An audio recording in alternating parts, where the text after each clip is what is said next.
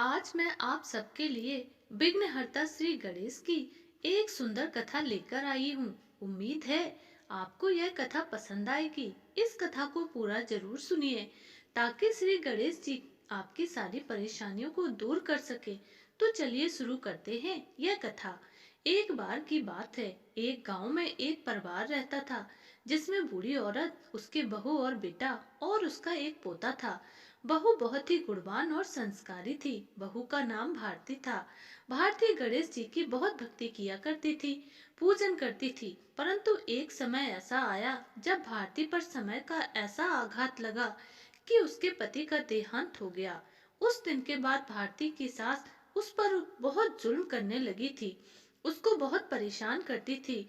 उसे हर रोज ताने देती थी कि अरे कुलक्ष्मी, तू मेरे लड़के को खा गई है, अब इस परिवार को खा जाएगी, इस घर से निकल जा। रोज के ताने और मार खाकर भारती अपना दिन व्यतीत करती थी। मजदूरी करके अपने और अपने बच्चे का पेट भरती थी।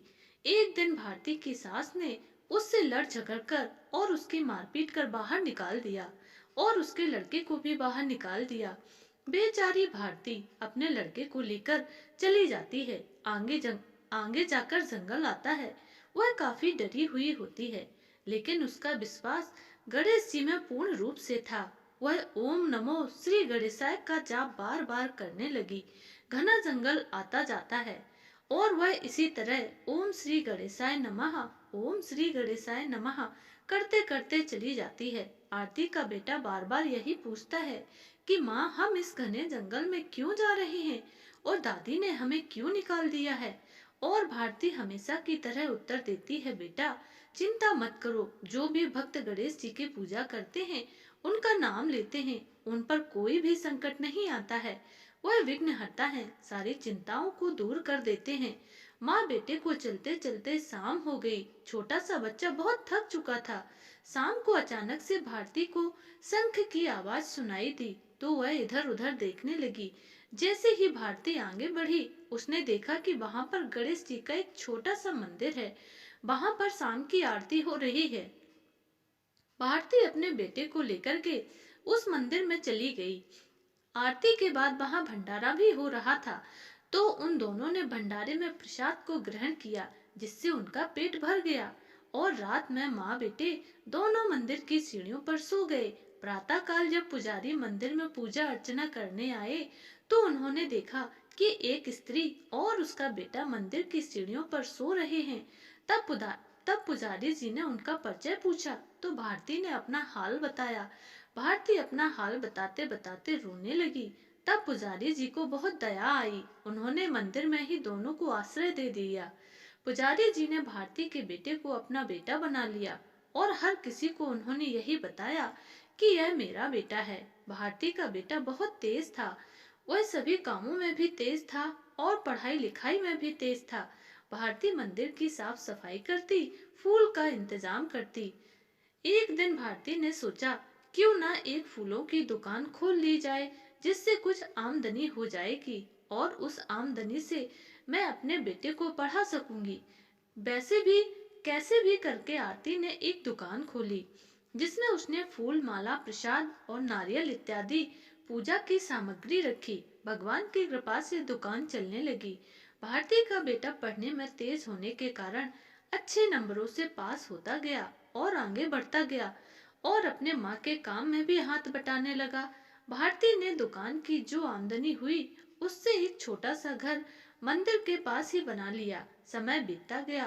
पुजारी जी ने जब मोहन को बढ़ता देखा, तो एक सुंदर सुशील कन्या से उसका विवाह करवा दिया। इस प्रकार मोहन का विवाह हो गया। भारती बहुत खुश थी और बार बार विघ्नहर्ता से यही कहती कि आपने मेरे लिए जो किया है, उसके लिए आपका बहुत बहुत धन्यवाद। ऐसे ही हमारे परिवार को संभाले रहना और हमारी रक्षा करना। उधर दुर्व्यवहार के कारण गांव में भारती की सास गांव वालों के रहमो करम पर पल रही थी, परंतु उसके दुर्व्यवहार के कारण और गाली गलौज के कारण कोई भी उसे पसंद नहीं करता था। सब उसे यही कहते थे कि तुमने अपनी बहू के साथ बहुत गलत किया है। तुम अपनी बहू की ना हो सकी तो हम लोगों की क्या होगी। यह सब सुनते सुनते और भूख से बेहाल होकर भारती की सास ने घर छोड़ दिया और जंगल के रास्ते उसी मंदिर तक पहुंच गई जहां भारती रहती थी। वह मंदिर उस मंदिर के पास जहां पहुंची जहां भारती का घर था। भारती की सास की नजर उस घर पर पड़ी तो वह उस घर में जा पहुंची और वहां पर उस समय भारती और उसका बेटा नहीं था, केवल बहू ही थी। बहू को भूतकाल का कुछ भी पता नहीं था, इसीलिए वह अपनी पर सास को नहीं पहचान सकी। भारती की सास ने उससे खाना मांगा। भारती की बहू ने उसे भरपेट भोजन करवा दिया। उसके बाद उसको साफ सफाई के लिए रख लिया और एक झाड़ू पकड़ा दी और बोली, अम्मा तुम घर की साफ सफाई कर दो, अभी मेरी सास और मेरे पति घर पर नहीं हैं। जब तक वह आए तब तक पूरा घर साफ कर देना, मैं तब तक दुकान का काम कर लेती हूँ। भारती की सास झाड़ू लेकर घर की साफ सफाई करने लगी। जब भारती वापस लौटी तब उसने देखा कि उसकी सास झाड़ू लगा रही है। भारती ने तुरंत अपनी सास का हाथ पकड़ लिया और झाड़ू उनसे ले लिया और उनसे कहने लगी, माँ आप क्यों झाड़ू लगा रही हैं? आप ऐसा मत करिए। तब भारती की सास ने उसे सब बताया। तब भारती ने अपनी बहू को बुलाकर उसे हल्के से डांट लगाई और सब कहानी बताई। भारती ने अपनी सास से कहा, आपको झाड़ू लगाते देखा मुझे बहुत दुख हुआ। आपका यह काम नहीं है, आपका काम यहाँ आराम से रहना है। और माँ यह आपका ही घर है, अब आप यहाँ आराम से रहिए, आप इस घर की मालकिन हैं। यह सब सुनकर भारती की सास को अंदर से बहुत पछतावा हुआ और वह बहुत दुखी हुई।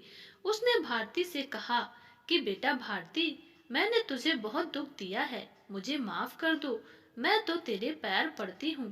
तब भारती ने कहा, माँ आप यह क्या कर रही हैं? आपके हाथ मेरे सर पर अच्छे लगते हैं, मेरे पैरों पर नहीं। आप मुझे आशीर्वाद दीजिए, अपने पोते को आशीर्वाद दीजिए और अपनी बहू को आशीर्वाद दीजिए। भारती सब कुछ भूल जाना चाहती थी।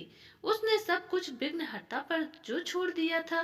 गणेश जी की इच्छा मान करके उसने सब कुछ स्वीकार किया और वह अपने घर में सुख शांति से रहने लगी और साथ ही साथ अपनी बहू को समझाने लगी कि हमेशा विघ्नहर्ता में विश्वास बनाए रखना बेटा, वह सारे वह सारे दुख हरते हैं और सदा कृपा करते हैं। मित्रों, अगर आपको यह वीडियो अच्छा लगा हो तो कमेंट करके जरूर बताइएगा और प्लीज चैनल को लाइक एंड सब्सक्राइब जरूर कर दीजिएगा।